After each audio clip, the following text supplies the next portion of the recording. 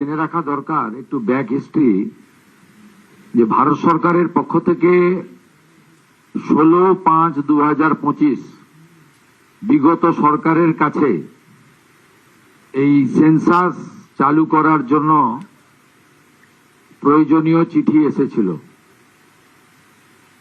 আমি ইস্যুটাকে পলিটিসাইজ করব না। It's a great unfortunate that the then state government did not responded. Bharat সরকারের এই চিঠিকে কোনো রেসপন্স করেননি এবং এটা একটি কনস্টিটিউশনাল অব্লিগেশন এবং ম্যান্ডেটারি সেন্সাস। এর সঙ্গে পলিটিক্সের কোনো সম্পর্ক নেই, এর সঙ্গে কোনো কাস্ট ক্রিড কিছু সম্পর্ক নেই। কিন্তু এটা আমরা যখন চার্জ নিলাম, আমাদের হিউজ পপুলার ম্যান্ডেটে আমরা এখানে ক্ষমতায় এসেছি। On 9th in presence of our honorable prime minister I took the oath, এবং 11 তারিখে 11th of May আমি ফার্স্ট ক্যাবিনেট মিটিং করি আমাদের স্টেট সেক্রেটারিয়েটে in presence of the chief secretary and my 5 cabinet colleagues. সেখানে আমরা অনেকগুলি হিস্টোরিক ডিসিশন নিয়েছি। তার মধ্যে এটা যদিও ক্যাবিনেটে ছিল না, এটাই অ্যাডমিনিস্ট্রেটিভ ডিসিশন। এখানে চিফ সেক্রেটারি নিজেই ডিসিশন নিতে পারতেন। এক্ষেত্রেও অত্যন্ত খারাপ একটা ইনস্ট্যান্ট তৈরি হলো অন রেকর্ড, যে দিদেন টাইম চিফ সেক্রেটারি তিনি কিন্তু সেন্সাসের ক্ষেত্রেও তিনি পলিটিক্যাল কনকারেন্সের অপেক্ষায় ছিলেন, নিজেই ডিসিশন নিতে পারতেন। এক্ষেত্রেও অত্যন্ত খারাপ একটা ইনস্ট্যান্ট তৈরি হলো অন রেকর্ড, যে দিদেন টাইম চিফ সেক্রেটারি তিনি কিন্তু সেন্সাসের ক্ষেত্রেও তিনি পলিটিক্যাল কনকারেন্সের অপেক্ষায় ছিলেন। যাই হোক, আমরা প্রথম দিন এটাকে অর্ডার আকারে honourable chief secretary government of West Bengal তিনি এটাকে অর্ডার আকারে বের করেন এবং আমরা এই সেন্সাসের কাজটা শুরু করি। আপনাদেরকে আমাদের সেন্সাস ডাইরেক্টর আমাদের ডক্টর রশ্মি কমল তিনি বিস্তারিতভাবে বলেছেন জনস্বার্থে। আমি আপনাদের মাধ্যমে সবাইকে অনুরোধ করব যে এই যে প্রক্রিয়া চলবে আমাদের 1 আগস্ট থেকে ফেব্রুয়ারির এন্ডের মিডনাইট অবধি, এই পুরো প্রক্রিয়াতে সবাই মিলে এটাতে অংশগ্রহণ করবেন, কোঅপারেশন করবেন। যে নতুন দুটো সুবিধা এই প্রথম আমরা সেন্সাসে, লাস্ট সেন্সাস 2011 হয়েছিল, তারপরে আমরা নতুন দুটো সুবিধা ভারতবর্ষ জুড়ে দেওয়া হচ্ছে এবং ভারতের বিভিন্ন রাজ্যে ইতিমধ্যে এই প্রক্রিয়া অনেকটা এগিয়ে গেছে, আমরা অনেকটা পিছিয়ে গেছি।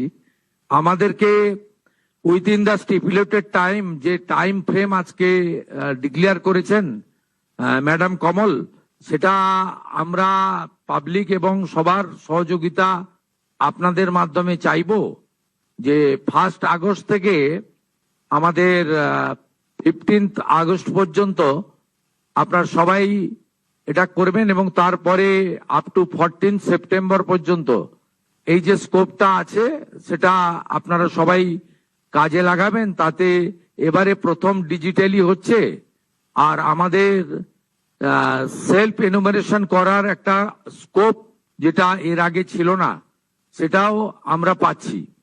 আমি এই সেন্সাসে সকলের অংশগ্রহণ, পার্টিসিপেশন এবং আপনাদের সবার সহযোগিতা প্রার্থনা করব, কারণ এটি অত্যন্ত গুরুত্বপূর্ণ এবং বিশেষ করে আমাদের এই রাজ্যে সেন্সাসের ডাটা খুব ইম্পর্টেন্ট।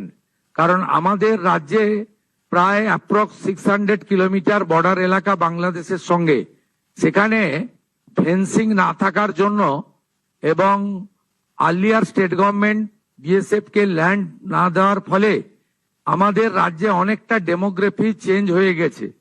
আপনারা কয়েকদিন ধরে টিভিতে দেখছেন যেভাবে বাংলাদেশ বর্ডার এলাকাতে মানুষজন ফিরে যাওয়ার জন্য লাইন দিচ্ছেন, দে আর নট ইন্ডিয়ান এবং এদের নাম সেন্সাসে আসতে গেলে যে যে তথ্য বা ডকুমেন্ট লাগবে সেগুলো ওরা দিতে পারবে না।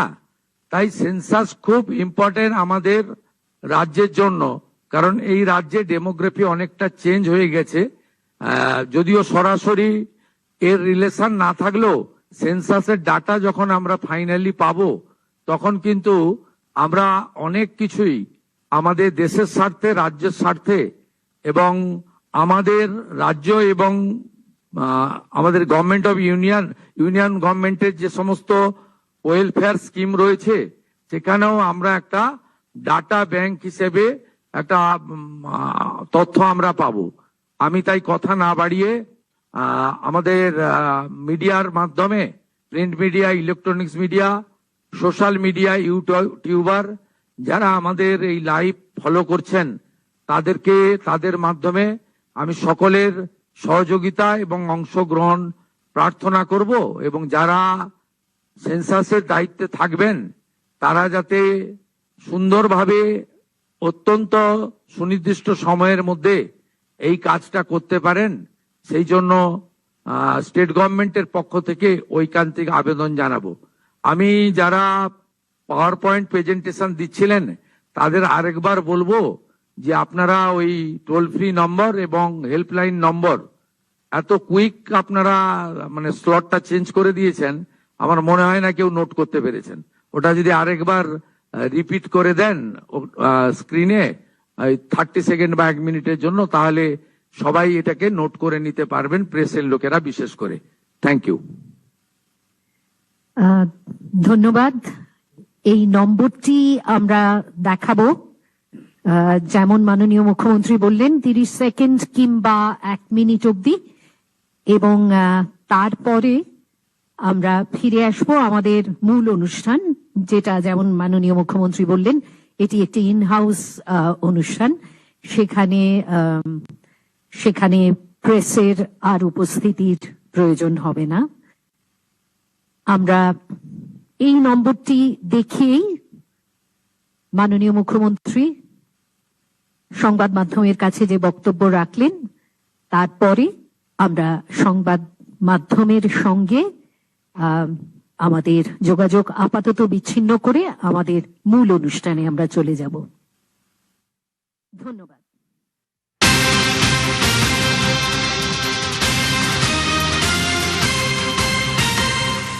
নবান্নে জনগণনা নিয়ে বৈঠকে মুখ্যমন্ত্রী জনগণনার কাজ করবে রাজ্য সরকার, জনগণনার সঙ্গে রাজনীতির কোনো যোগ নেই। আগের সরকারের বিরুদ্ধে অভিযোগ করলেন যে মুখ্য সচিব করতে পারতেন এই কাজ, কিন্তু জনগণনাতেও রাজনীতি হয়েছে। মুখ্য সচিবের বিরুদ্ধে অভিযোগ করলেন মুখ্যমন্ত্রী শুভেন্দু অধিকারী। তৎকালীন মুখ্য সচিবের বিরুদ্ধে জনগণনা 16ই আগস্ট থেকে 14ই সেপ্টেম্বর রাজ্যের ডেমোগ্রাফি চেঞ্জ হয়ে গেছে, অর্থাৎ জনবিন্যাস পরিবর্তন হয়ে গেছে, আর তাই এই জনগণনা খুবই গুরুত্বপূর্ণ। বিশেষ করে সোমরাজের সঙ্গে কথা বলবো। সোমরাজ, যেটা উল্লেখ করলেন মুখ্যমন্ত্রী শুভেন্দু অধিকারী, আমরা বারবার দেখাচ্ছি যে হিড়িক পড়ে গেছে ভারত ছাড়ার, রাজ্য ছাড়ার, বাংলাদেশে যে ফিরে যাওয়ার এই অনুপ্রবেশকারীদের চিহ্নিত করতে আরো বেশি প্রয়োজন এই জনগণনার। একদমই। দেখো, যদিও মুখ্যমন্ত্রী শুভেন্দু অধিকারী এটাও বলছেন যে এর সঙ্গে সরাসরি সম্পর্ক নয়, কিন্তু রাজ্যের ডেমোগ্রাফি অর্থাৎ জনবিন্যাস পরিবর্তন হয়েছে। তার কারণ রাজ্যে দীর্ঘদিন যে ভারত বাংলাদেশ যে সীমান্ত 600 কিলোমিটার, সেখানে ফেন্সিং দেওয়া হয়নি, বিএসএফ এর আউটপোস্ট হয়নি, এবং সেই কারণেই জনবিন্যাস পরিবর্তন হয়েছে।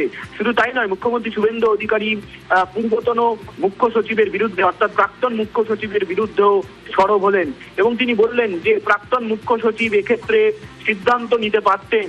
এই জনগণনা কেন্দ্রীয় সরকারের যে নির্দেশিকা ছিল গত 16ই মে 2025 সালে, সেই নির্দেশিকাকে তিনি কার্যকর করতে পারতেন, কিন্তু তিনি পলিটিক্যাল বা রাজনৈতিক কারণেই তিনি কোনো সিদ্ধান্ত নিলেন না।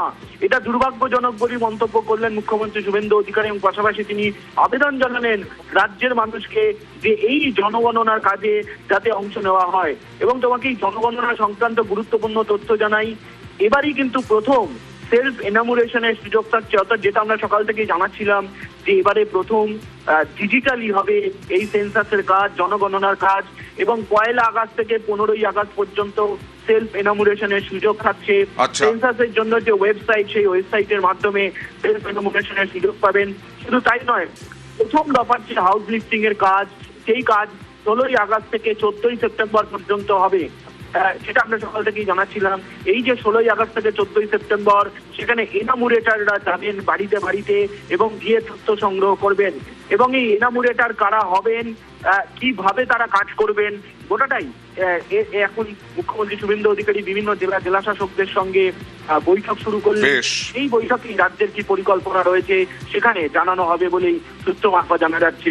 ফলত সব মিলিয়ে সেন্সাসের কাজ শুরু করার আনুষ্ঠানিক সূচনা মুখ্যমন্ত্রী শুভেন্দু অধিকারী আজ করলেন। ওকে।